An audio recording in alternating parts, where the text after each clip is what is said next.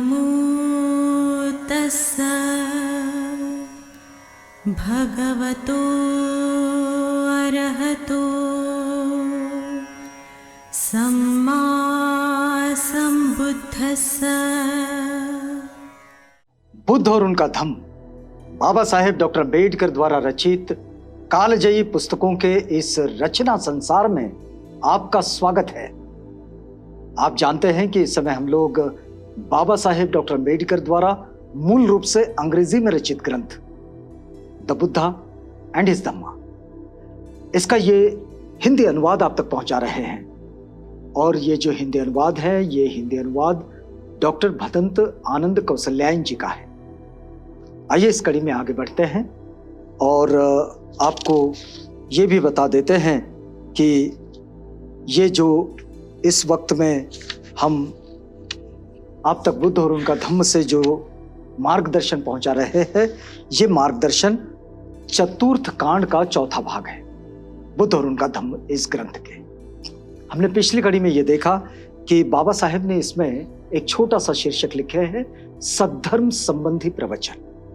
और ये जो सद्धर्म संबंधी प्रवचन है, इन प्रवचनों में पहला प्रवचन हमने पिछली कड़ी में आप तक पहुंचाया था। अब देखिए यहाँ ये दूसरा प्रवचन सद्धर्म संबंधी, इसको बाबा साहेब ने शीर्षक लिखा है, मृत्यु के बाद के जीवन की चिंता व्यर्थ है। बहुत सारे लोगों के पास ये बड़ी चिंता है। जो लोग मृत्यु के बाद के जीवन पर बहुत ज्यादा केंद्रित होते हैं, उन लोगों के पास इसके लिए बहुत वक्त है और इस पर बहुत सोचते हैं। कई लोग तो ऐसे भी देखते हैं कि मृत्यु के बाद के जीवन की चिंता करते करते वर्तमान जीवन को ही खराब कर देते हैं और इस तरह वे अपने इस जीवन को किसी मूर्खता का हिस्सा बना लेते हैं। अब तथागत का इस पर क्या कहना है? तो देखिए यहाँ बाबा साहेब ने इसे लिखा है, मृत्यु के बाद के जीवन की चिंता व्यर्थ। लिखते हैं बाबा साहेब कि एक बार स्थविर महाकश्यप और स्थविर सारिपुत्र बनारस के पास ऋषिपत्तन के मृगदाय में ठहरे हुए थे। ऋषिपत्तन का मृगदाय मतलब वर्तमान सारनाथ, जहां तथागत ने धम्मचक्र प्रवर्तन किए और अपने धम्म को व्यक्त किए। ये वाराणसी के पास का इलाका,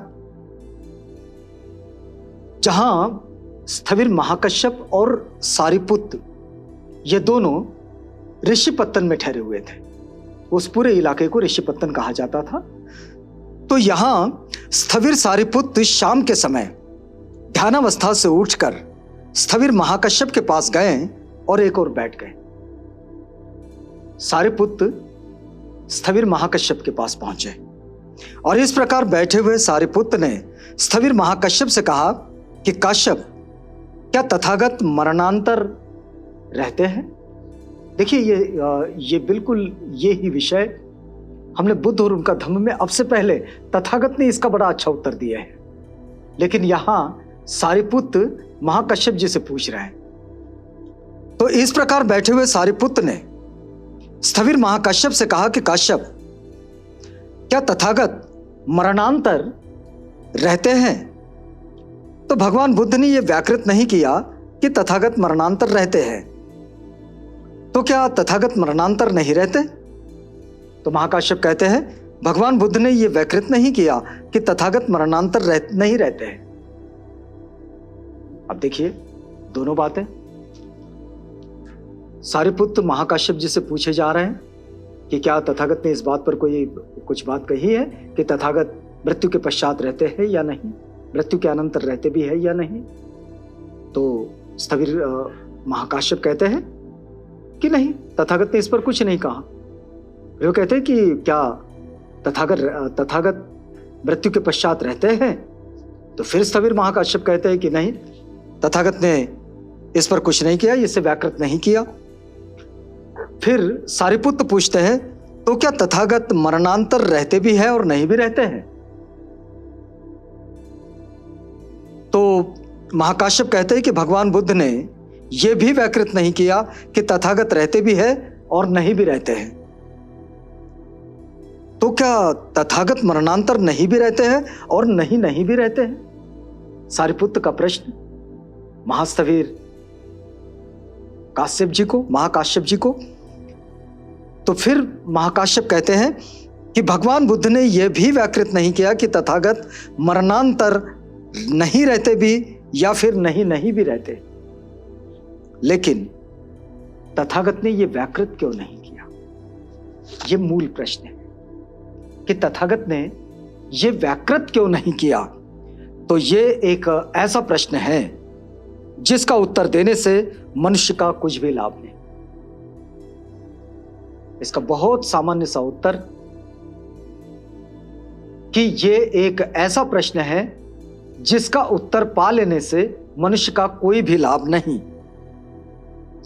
यह श्रेष्ठ जीवन का आरंभ भी नहीं, क्योंकि वर्तमान में हम अपना ये जो जीवन जी रहे हैं, इस जीवन में इस बात का क्या कोई रोल हो सकता है कि मृत्यु के बाद क्या है?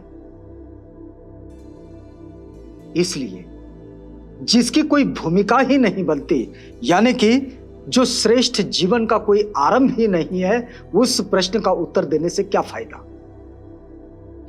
इससे न प्रज्ञा की प्राप्ति होती है। अगर किसी को यह पता चल भी जाए कि मृत्यु के पश्चात क्या होता है, मृत्यु के बाद का जीवन क्या है, मृत्यु के बाद क्या है भी या नहीं भी, तथागत ने तो यह सब अव्याकृत रखा है, कुछ नहीं कहा इस पर।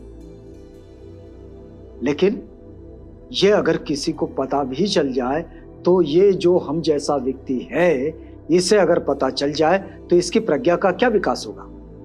क्या उसकी प्रज्ञा का विकास होने की कोई संभावना बनती है? और यह न तो निब्बाण की ओर लिए जाता है। इस प्रश्न का उत्तर पता चल जाए कि भाई मृत्यु के पश्चात तथागत रहते भी है या नहीं रहते, या नहीं भी रहते या नहीं भी रहते, तो इस बात से निब्बाण का रास्ता नहीं खुलता, इससे कोई मतलब नहीं निकलता। यही कारण है कि तथागत ने इसे अव्याकृत रखा है। महाकाश्यप जी ने सारिपुत्र को यह उत्तर दिए, बाबा साहेब ने इसे यहां पर रोक दिए हैं और फिर अगले शीर्षक के साथ वे आगे बढ़े हैं। अगला शीर्षक है कि एक बार शीर्षक बताते हैं, ईश्वर से प्रार्थनाएं और याचनाएं करना बेकार है। बहुत सारे लोग प्रार्थना और याचना करते हैं, उनके अपने अपने काल्पनिक ईश्वर हैं, और उन ईश्वरों को ईश्वर है या नहीं संसार में, यह एक दूसरी बहस का हिस्सा हो सकता है। लेकिन यहां बाबा साहेब जिस बात को लिख रहे हैं वो ये है कि ईश्वर से प्रार्थनाएं और याचनाएं बेकार है, क्योंकि ईश्वर से प्रार्थना और याचना करते हुए लोग भी हम देखते हैं।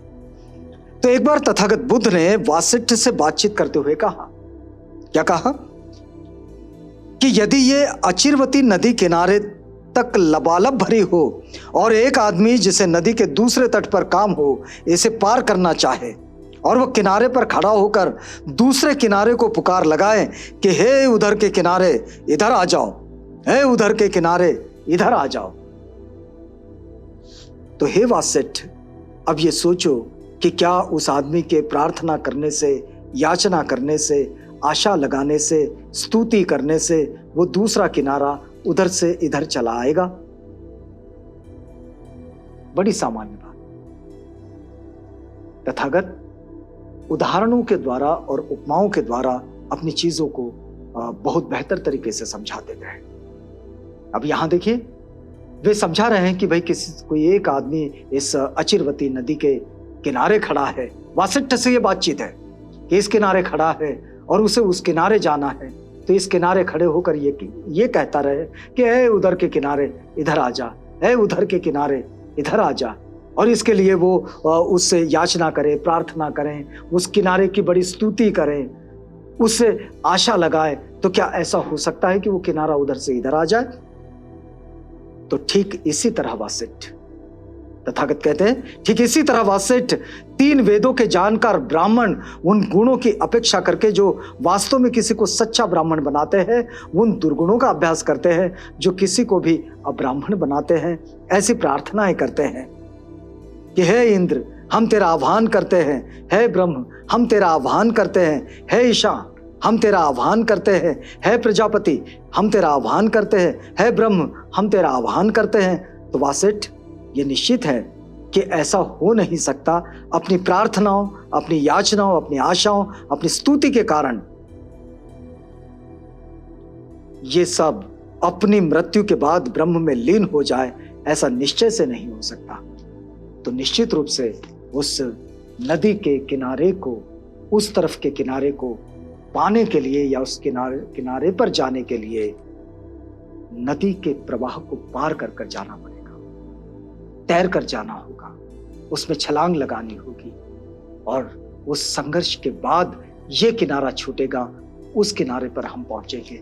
तो प्रार्थनाओं के विषय में तथागत इस तरह से वासिष्ठ को ये बात समझाते हैं और ये पूरा प्रसंग तथागत और वासिष्ठ की बातचीत का ये बुद्ध और उनका धम्म में बाबा साहेब ने लिखे हैं। तो और इसी शीर्षक के साथ लिखे हैं कि भाई ईश्वर से प्रार्थनाएं करना ये सब बेकार है, याचनाएं करना ये सब बेकार है।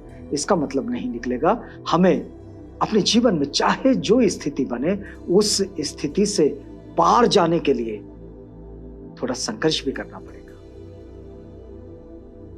इस किनारे से उस किनारे पर जाने के लिए जरा छलांग लगानी होगी, डुबकी लगाकर तैरकर उस किनारे जाना होगा। वो किनारा प्रार्थना करने से इस तरफ नहीं आएगा। तो ये वक्त होता है पूरा, यहां पर हम लोग रुकते हैं इस वादे के साथ कि अगली कड़ी में आपसे पुनः भेंट होगी जब हम बुद्ध और उनका धम्म के इस समझाइश की प्रक्रिया में फिर मिलेंगे।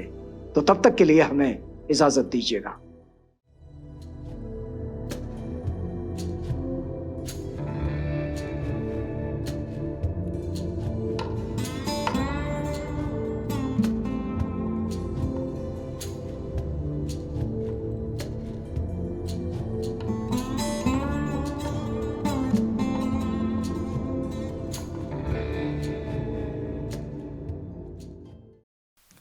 बुद्ध और उनका धम्म।